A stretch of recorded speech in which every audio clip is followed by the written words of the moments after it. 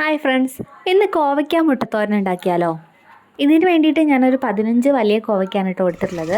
എന്നിട്ട് ഇതിനെ നന്നായിട്ടൊന്ന് കഴുകിയെടുത്തു.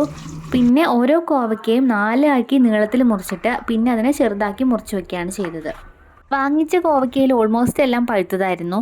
പിന്നെ ഞാൻ അത് വെച്ച് ഉണ്ടാക്കാമെന്ന് വിചാരിച്ചു. പച്ചയാകുമ്പോൾ കുറച്ചും കൂടി ഒരു ടേസ്റ്റ് ഉണ്ടാവും കേട്ടോ.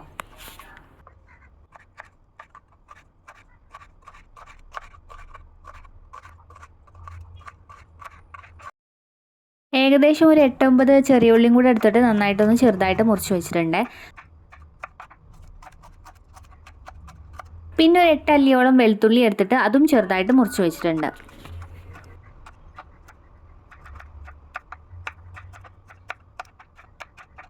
ഇനി 2 മുട്ട കൂടെ പൊട്ടിച്ചിട്ട് നന്നായിട്ടൊന്ന് കലക്കി വെക്കുക. ഇപ്പം നമുക്ക് ആവശ്യമുള്ള സാധനങ്ങളൊക്കെ ഓൾമോസ്റ്റ് ആയിട്ടുണ്ട്. പിന്നെ കറിവേപ്പിലൊക്കെ വേണം.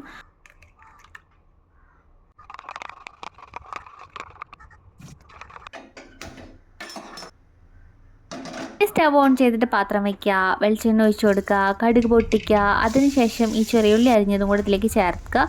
വെളുത്തുള്ളിയും കറിവേപ്പിലും കൂടെ ചേർത്തിട്ട് നന്നായിട്ടൊന്ന് ഇളക്കി കൊടുക്കുക.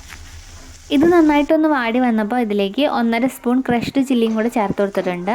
അതും ഒന്ന് നന്നായിട്ട് ഇളക്കി കൊടുക്കുക. പിന്നെ 1/2 സ്പൂൺ കുരുമുളക് പൊടി കൂടെ ചേർത്തിട്ടുണ്ട്. എന്നിട്ട് നന്നായിട്ട് ഇളക്കാം. ഇനി മുറിച്ച് വെച്ചിരിക്കുന്ന കോവയ്ക്ക ഇട്ട് കൊടുക്കുക. പിന്നെ ആവശ്യത്തിന് ഉപ്പും ചേർത്തിട്ട് നന്നായിട്ട് ഇളക്കി കൊടുക്കുക. നന്നായിട്ട് ഇളക്കി കൊടുത്തതിന് ശേഷം ഒന്ന് മൂടി വെച്ച് വേവിക്കാം. അത് മീഡിയം ഫ്ലെയിമിൽ ഇട്ടിട്ടോ അല്ലെങ്കിൽ ലോ ഫ്ലെയിമിൽ ഇട്ടിട്ടോ വേവിച്ചാൽ മതി. മൂടി വെച്ചിട്ടുണ്ടെങ്കിലും ഇടയ്ക്കിടയ്ക്ക് തുറന്നു നോക്കിയിട്ട് ഒന്ന് ഇളക്കി കൊടുക്കണേ.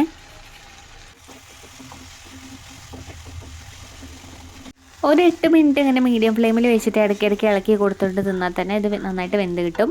ആ സമയത്ത് നമുക്ക് ഈ മുട്ട കലക്കി വെച്ചതും കൂടെ ഇതിലേക്ക് ചേർത്ത് കൊടുത്തിട്ട് നന്നായിട്ട് ഇളക്കി കൊടുക്കുക. ഇത് നന്നായിട്ട് ഇളക്കി ഒന്ന് ചിക്കി പൊരിച്ചെടുത്താൽ നമ്മുടെ കോവയ്ക്ക മുട്ടത്തോരൻ റെഡി. അപ്പോൾ ഇത് ഭയങ്കര നല്ല ടേസ്റ്റ് ആട്ടോ. എല്ലാവരും ഒന്ന് ട്രൈ ചെയ്ത് നോക്കണേ. അതുപോലെ വീഡിയോ ഇഷ്ടപ്പെട്ടാൽ ലൈക്ക് ചെയ്യാനും ഷെയർ ചെയ്യാനും കമൻറ്റ് ചെയ്യാനൊന്നും മറക്കല്ലേ.